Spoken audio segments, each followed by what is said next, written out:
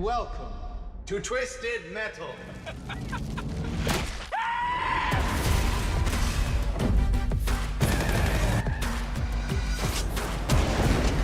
Your blood looks really good when you're shooting.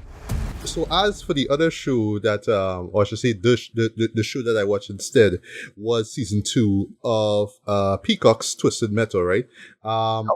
Yeah, I believe if I'm not mistaken, we both checked out the first season when it dropped back in, I think it was like 2 years ago, right? You remind me, you saw the first season or you skipped it? No, I still haven't seen it. Oh, okay. Well, you're right. I don't know. Like I just can't get into Twisted Metal. Like I should like it, and I heard it was okay, but I find it was too cheap and crappy for me to enjoy. But like I'll give it time. And somebody whose opinion I usually respect, they liked it, so like I'll give it such a chance. But I still haven't sat down with it. Right. Well, in terms of the first season, I enjoyed it for what it was, right?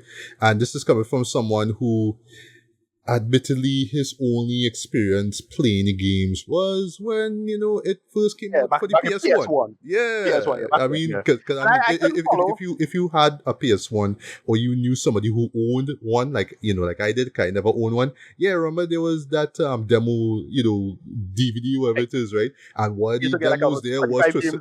Yeah, one of the demos was Twisted Metals. That was my introduction, right? Yeah, but I was not familiar with the revival of the games, if you will, right? I think those are the ones that came out in the 2010s, if I'm not mistaken, right? I never kept up. I never kept up with this franchise. It's one of those things that I don't know. Like it have a bunch. It's a cool franchise, but it never blew up the way I felt it could have. Because like you're mixing cars, you're doing the demolition derby thing. Yeah, but you also want to do like a Mad Max kind of post-apocalyptic. Right, exactly. And you would think that this would have do better, like compared to say like other recent games or whatever it is, right? And it just never did. Like I suppose the ultimate like sandbox blow up thing end up dominating the paradigm, which you could falsify within the world, which is Grand Theft Auto, right? Mm-hmm. Once Grand Theft Auto 3 and 4, well 4 especially, came out. 4 I think is like still to this day dominates. 4 and 5 completely dominates the paradigm in terms of that. Well, 5 in particular, because you could do so much simulation with that engine and so on. So anything that you could think of involving cars, especially involving cars, you could just do as a sub thing or a mod or whatever it is in Grand Theft because of that engine. So I think that is why. That's my only explanation for this. Right. Understand. But yeah, I was actually surprised that we were getting a show like this in the first place, right? But I mean, mad props to Sony PlayStation Pictures, right? I believe that's what the brand is called, right? Because PlayStation Productions, that's what it's called, right? Yeah, I think that they are on a roll here with these like live action productions, right? Starting off with like with Gran Turismo, right? then going into then going into Last of Us, and then Twisted Metal. I think right. Yeah, right. They have been the ones I've always they would take the first in line for me in terms of like, all right, how are you going to translate video games into film, right? And the whole one of the big problems with film and video games is the kind of cannibalizing nature of the media, because so many video games borrow from film history and borrow from film aesthetic. So to come back full circle and say, all right, you're going to make this or that or the other, like and it's interesting to see filmmakers jump back on projects that they want to be part of, that they kind of inspire in their own way, right? And that's so weird to me. Like, so what Steven Spielberg said that he wanted to do a Call of Duty movie. It's like, bro, the reason why Call of Duty exists is because of Saving Private Ryan. Like, facts. It's so interesting, It's so fascinating to watch these back and forth play out, and so on and so forth, right? I don't know. Like, I want to see, PlayStation is one set of franchise that could pull it off into because they already made games that are very incredibly cinematic. It don't take much for you to just like edit all the cutscenes together in such a way, and it's like if you're watching a movie already. Especially all of the bigger franchises, especially Last of Us, especially God of War, and especially Horizon Zero Dawn. There's the true I could see them easily like streamlining into a live action thing. It's already like a damn movie anyway. Meanwhile, like Nintendo, they have to like make more interesting decisions in terms of like what they're gonna do to translate it. And you're right. It just is just a straightforward thing. And yeah, Last of Us, they cook pretty good, right? I thought Gran Turismo was pretty good. I enjoyed that for what it was. Although that did a more interesting like real world conceit. It had nothing to do with the world because it was a real guy's story, and that was a whole thing by itself. And then since it's the same people doing it, I'm gonna give this chance and make the effort. And yeah, coming for Anthony Mackie too.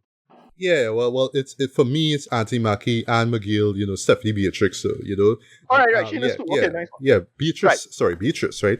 Yeah, I mean Yeah. those two, they're the ones who really make the show work though, because they just Right. have such magnetic chemistry on screen though. You could buy them for the characters that they're playing, right? But yeah, just to make a long story short, I really enjoyed the first season, but I was not blown away by it, right? But it's mainly because I never was I know little to nothing of the lore of the world Right. of Twisted Right. Metal. So I just went in sort of blind. I just knew it just involved like these hype like power, that I almost say superpowered cars, right? But yeah, cars strapped with like a bunch of like weaponry and stuff like that, and it's just driving and blowing each other up. That's all I know. That's really all I know, right? So I don't know if a majority of the characters, with the exception of John Doe, who is played by Anthony Mackie, and Quiet, who is played by Stephanie, right? I know they are not part of the world Yeah, I of know that. Twisted Yeah. Metal. I know that, but I Yeah, don't I know know. if outside of say Sweet Tooth, for example, if the Right. other characters who pop up, especially in this season here, are from the games. I don't even Right. know. Yeah. Yeah, I haven't kept up with the franchise because it's not like something like Fallout where I'm reasonably familiar with the franchise because it had relatively recent games. And so on and so forth, right? But I have really and truly, I don't know, I totally out it. So you'll have to tell me, how much you do or what they do, and it's like, well, you didn't keep up either. And it's interesting, like where they're playing from, like and there's a smart approach here because the franchise is not super popular. You don't have some embedded fan base to fight it down now.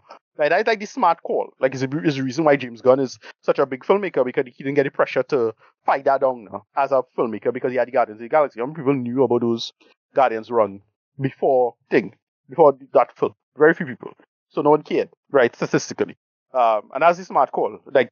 These video games is probably the smart game to do. Like, unless you're like Uwe Boll and you're doing Blood Rain or some bullshit like that, then Oh, God. you'll fuck things up all the time. Yeah. But I thought about yeah. So, speaking of which, I wonder if anybody would try to remake like Blood Rain and House of the Dead and A Alone in the Dark. Though. Like somebody should Yeah, no, at least try. I mean, I know those films are kind of like cemented in terms of like the worst movies ever made, but still to this day, somebody should really like make the attempt to give it a proper remake. I mean, where you had to lose? I know, but that's what's so frustrating about it. Like, to me, it the only thing I would like to see somebody really redo was like is Postal and what do you call it? Postal and the one he did with Resident Evil, but he didn't do this. The other guy who effed those up, right? Oh God, no. Well, what is this show? Is not In the Name of the King. Paul Thomas Anderson. Yeah. Well, right? Paul Thomas Anderson did the Resident Evil films. W.S. Anderson. Sorry, W.S. Oops. How can I say? Yeah. How is the PT a dog? But is he sure that you were thinking about In the Name of the King, that Dragon Siege thing?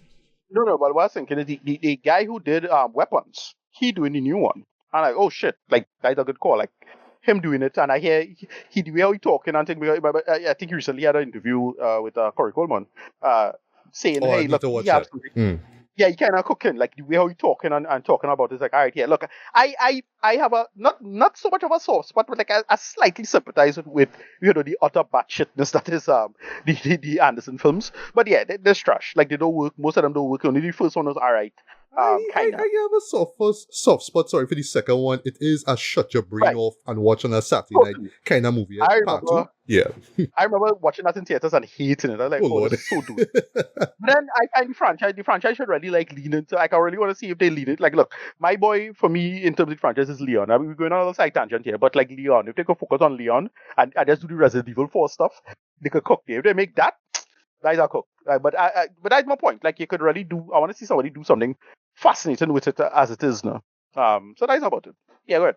Right. So back to Twisted Metal, right? So what the premise of the whole show is, right? Before we dive into the second one quickly, right?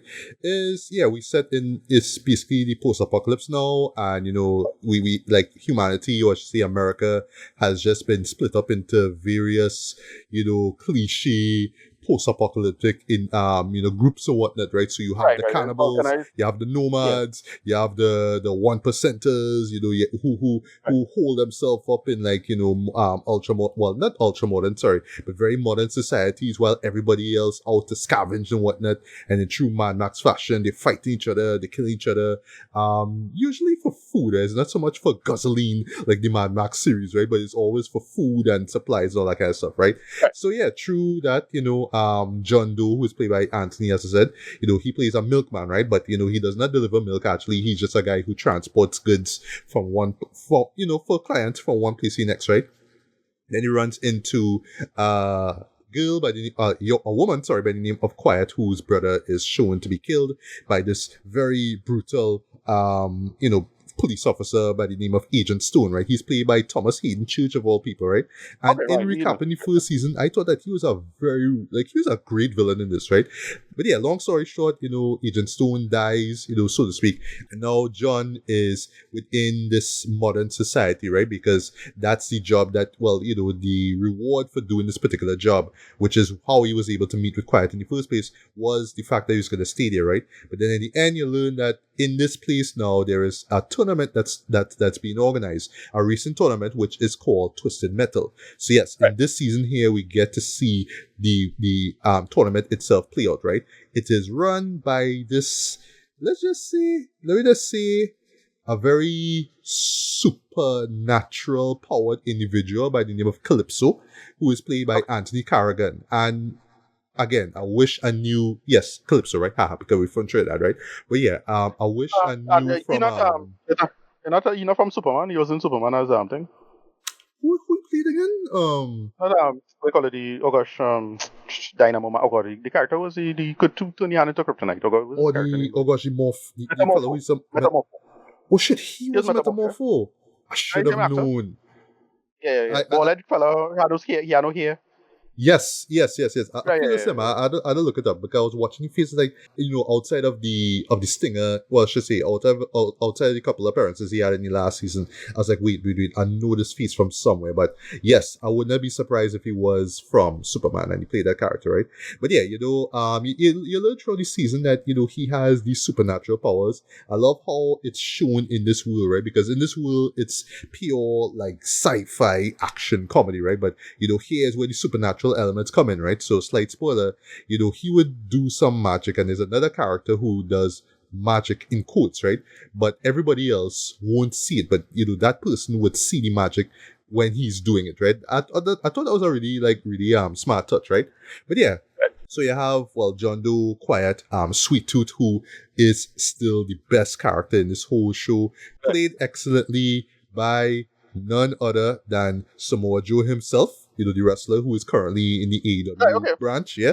And he's voiced by my boy Will Arnett, aka BoJack Horseman, right? All right. Yeah. Right. And not the actor. It's just actor. Okay. No problem. Yeah, and just the pairing of the two, right? Samoa's. Well, his name is Joe, right, in real life, right? Joe Sanoa, right? But yeah, his antics match with Will Arnett's voice though is just pitch perfect, right? And just the character of Sweet Tooth is just so delightfully demented, right?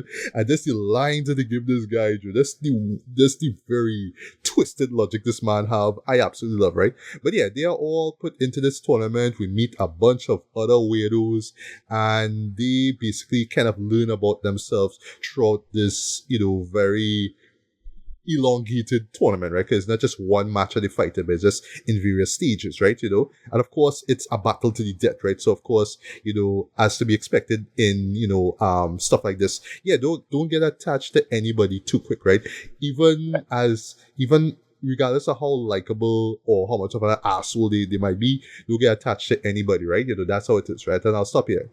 So for me, what I will say is that this show really improved from the first one, in the sense that the first one, but in no way am I going to say that this second season is like some big masterpiece or like, best of the year, whatever it is, right? But I felt honestly like with the first season, even when I recapped it, what it was attempting to do, right? And for the most part, it works, right? But just at some point, it was just sort of it would just sort of fall flat at times, the blending of sci-fi, well, post-apocalyptic sci-fi with comedy, right? But then, and this is like a kind of a smart touch as well too, right? They pretty much say that the apocalypse took place during the early 2000s, right? So yes, you will hear like needle drops from songs from the 90s and early 2000s, right? But it's also bringing that early 2000s cringe comedy style of humor, right? So it's that sort of like not another teen movie American Pie kind of vibe, that very crass, vulgar humor as well, right? And at times it is kind of take away from the vibe of the show because, you know, you want to get invested in the story. You want to be involved with the action, right? And then ever so often they will throw in moments of genuine heart and drama, right? But yeah, you know, they will interject it with some really crass humor. And sometimes it may come off a little too juvenile. Other times it's like forced. But I feel like in this particular season, it's like, all right, we kind of get the groove, we get the flow, right? So yes, they managed to balance these genres very well, right? So yes, you will get your crass humor. You will get your very smart humor. You will get very tongue-in-cheek, very sad humor. And I love how they always like to wink at the camera, like, yeah, this is kind of silly, kind of ridiculous. We know, we get it, right?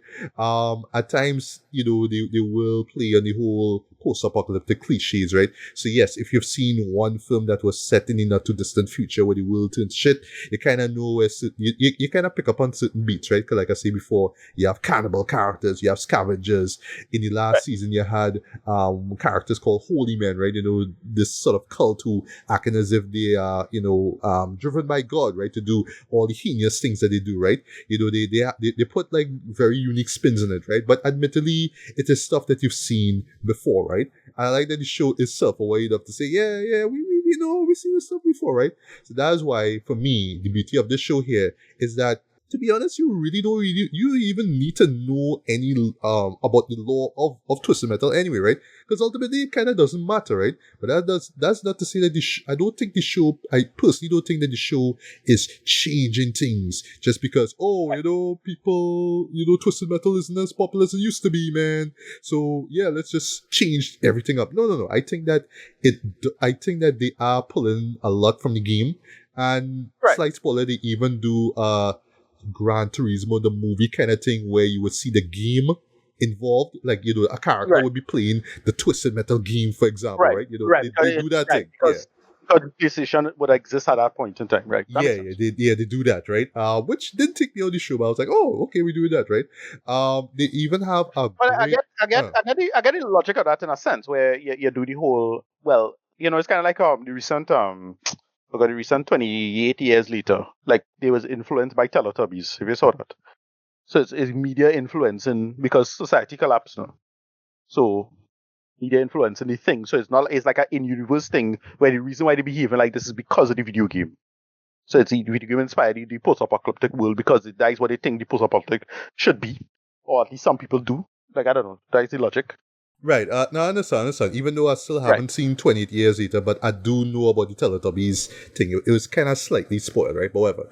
Yeah. So they do that, right? They do that stuff like winking at the camera kind of humor, right? But I honestly do not think that the showrunners themselves like change everything about the Twisted Metal games or the stories for the show itself. I think that they are drawing a lot from the games themselves, but maybe they just sort of added these extra elements to make it more palatable to people who never play the games, right? So I honestly could see Twisted Metal fans or purists watching this thing and be like, yeah, I know this character, and yeah, this is part of the lore and this thing, and I like these changes. I appreciate the changes, but it does not take away from the core conceit of what the games are and the world that the games already set up, right? So I thought that was really good, right? Of course, Auntie Mackie and Stephanie Beatrice, they shine on screen though, and I love where they took the characters as well, where they were divided in the end of the first season and now they come back together. New characters are introduced and they find themselves in varying directions or whatnot. But in terms of the game, in terms of the tournament itself, I forgot to mention there is this gimmick here where there's this magical well, like a literal magic well, right? And every participant has to make a particular wish, right? They take a coin, they make the wish, they throw it into the well, right? And whoever wins the tournament at the end of the day, they get their biggest wish. They get their one wish, right? So I like how it's played out there, right? And I should mention too, right? There's a great intro, that's all I'll say, right? Because every character gets their own little backstory sequence, right? But this one I thought was the best, right? Which centers on Calypso himself, right? And how the Twisted Metal game came to be. All I will say is that it's clear that this, like, even I'll talk about this, the look of the show, the aesthetic of the show, right? You could complain for days about the show looking not as professional, not as polished or high budget, big budget as it should be, given the companies involved though. But yeah, in that particular sequence, boy, yeah, that was Paramount though, just show it off, right? It's like, yeah, this is Paramount, and we're gonna remind you in this particular sequence that yeah, this is us. We involved in this show, like it or not, right? So yeah, in terms of just showing us the genesis of the game, I thought that sequence was brilliant, in my opinion. It was really funny as well too, right? But yeah, in terms of the look of the show and the aesthetic, right? I could see some people watching this and thinking, boy, this looking real cheap and real low budget and things like that, right? So I would say like this, right? Is that it's not like the most expensive show in the world, right? So compare, like, I'll throw a perfect example. This is not Last of Us money. So this is not HBO money that's being pumped here. This is Peacock, right? That's right. That Peacock do have money, right? But that's the thing. I mean, it's not. But the other franchise you must compare it to also is Fallout, right? Post-apocalyptic, tongue-in-cheek, meta-media conceits. So I'm not sure. And Fallout, by comparison, that looks way more expensive than this, right? Exactly. Yeah, but given the nature of the show and what it's about, that makes sense, right? But in this case, it's like, I'll put it like this, right? You could tell that they're really pulling from the first Mad Max movie, the 1979 Mad Max movie, where it's not like the desert wastelands of the other films. It's just like, yeah, the roads, right, is nearby some forest or, is in some kind of small town area. That's what it is, right? So you could tell like they're pulling a lot from that first movie, right? So it's not the most expensive show in the world, right? And when it comes to the visual effects, I thought that they are decent for what they are, right? There are some times where you had to suspend your disbelief and be like for example, right? Perfect example, like when Sweet Tooth is in the zone, right? When he's going all ape shit and he just want to blow shit up, right? He does this thing where he pours kerosene on his head and then he lights it, right? And then there's fire literally on his head while he is in his ice cream truck, right? Or he's walking outside, right? Yes, when you look at it, it looks like CG fire, right? But it does not look terrible. It looks plausible enough, right? But thankfully, the show would not spend too much time zeroing in or doing like extreme close up on the fire, so it wouldn't take you out of the show, right? You'll see it and it matches the character, and because the character all manic and crazy, it makes a lot of sense. And I could tell that is pulled from the game itself, right? Sure, it does not make a lick of sense, but I could tell it's from the game. And yes, it is a show where you kind of just have to suspend your disbelief at times. It's had to shut up and just be like, all right, let me just watch this and have fun, right? And for the most part, it is a fun show to watch, right? But just as I wrap things up, right? I do like that the show will slow down and remind you that yes, these are real characters here and there are stakes involved and there are things that you should take seriously, right? Yes, they will interject it ever so often with the crass humor and whatnot, right? And as far as the humor, I would say the humor has been improved slightly in this one here. Like it's still that early to mid 2000s, style cringe comedy humor that you get here. Right. But yeah, but so often you'll get some like really smart, clever one-liners where there's some really funny moments, like really clever bits, right, within the crass humor, right? But yeah, if you're just not a fan of cringe comedy at all, you just roll your eyes at the humor. But I thought for the most part it works, right? But it never takes away from the seriousness in quotes of the story, right? And yeah, where they took the characters as well too, I really dug. And in particular, where they end off the season, because yes, there's a season 3 that's coming up. I'm not sure when it'll be, probably next 2 years for all we know. Yeah, I thought that was like a solid way to end things off, right? So yeah, at the end of the day, it is not like some game-changing, right? Groundbreaking, video game adaptation. That's not what it is, right? So it's not The Last of Us. It's not Fallout, right? It is Twisted Metal. It is silly, wild, over the top, ultra-violent, fun shit. That's what it is, right? But it tells a very engaging story. It has very likable characters. Even when they are dicks and assholes, you like them for what they are, right? And at the end of the day, the show is held together very well by the performances, right? Especially from, Captain America and, Rosa from, I should say, I'll say Rosa from, from Brooklyn Nine-Nine. Yeah, Brooklyn Nine-Nine, but I was trying to remember her character's name in Mirabelle. Encanto. Mirabelle. How can I Mirabelle? remember? Mirabelle. Yes, Yeah. it's Mirabelle, right? Yeah, these are the two. These are the two that really make the show work, right? So yeah, you don't need to be a fan of the games to enjoy it. And I would say if you never got on board with the show, yeah, watch the first season, man. And then if it's your cup of tea, then jump into this one. Yeah, and I felt like for what to it, yeah, this was a solid step up from the last season, right? So yeah, for me, I'll give this, I like 4 out of 5, man. I enjoyed the show for what it was.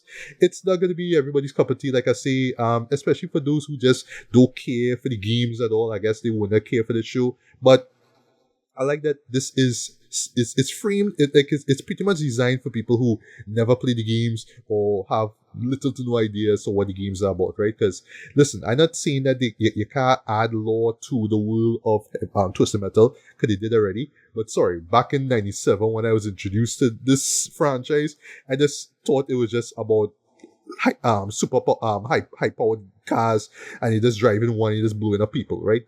That's what I thought it was. Like that this show kind of comes and say, no, there's more to it than that, right? So you can thank the show at least for that, right? But I'll close this, right? This show will not make me like go back to play the old games, let alone seek out the newer games and play them, right? I wouldn't say, like this show would not make me do that, right? As opposed to something like Fallout and Last of Us, where because I enjoy the show so much, I kind of want to play the games now, right? So, but that's not to say that I did not enjoy Twisted Metal, the show for what it is, right? But if I feel to, I'll probably seek out the older games. Like I'll be happy if I just play the first 2 games, right? The original first 2 games. I just I sure you could put play them, like any quick I sure you could download like push come to shove and you search the high seas, you could get a quick help Emily and then run through them. I could find one. I could find one real easy. Yeah, on your phone. Definitely in the app store just to find the ROMs. That's easy. But you have to play it on your phone and see how if it hold up or not. Yeah. But I have a bunch of PS1 games on my phone, like just if I'm real bored. I mean, I was always never played them, but you get the point, right? Yeah, I personally much rather play them on my laptop than on my phone, but I get where you're coming from, right? But yeah, I will just leave the flow. I'll just leave the end of this review here to you, right? Even though I know you haven't seen the show, right? But yes, I will say that I recommend that you check it out, even though you may not be familiar with the games or you may not care for the games at all, right? Outside of the first 2 that you were introduced through the PS1, right? But I will say though, this is where I'll leave the floor to you, right? I do think that PlayStation Productions are on a roll with their choices of games that they want to turn into like feature films or TV shows, right? But I am curious to see what their next TV show will be, right? Or what the next, movie will be, right? I'm really curious though, right? But yeah, I'll leave it up to you. Like what do you think about their rollout so far? And yeah, what games like personally you think they should like adapt a film? Yeah, what other things PlayStation should do? Yeah, like what games you think they, because I don't know. Like, Okay, so the two obvious ones is God of War, right? God of War have a ton of content to pull from the last couple of games alone was like you can make movies over, but you could do all. And God of War is like about 7 or 8 games at this point. And then I'll say Horizon Zero Dawn, like these 2. I can see them do it. Like off the top of my head, as in straight PlayStation, PlayStation exclusives, or at least used to be exclusives for a hot minute. So I can see that IC2 on the top of my list, and I think both of them coming out. I think they already start doing pre-production and whatever it is with. Right. Well, I will keep my eyes and ears open for those, right? But yeah, in the meantime, though, Twisted Metal in particular, its second season is really worth checking out. So yeah, give it a look, man. Give it a look.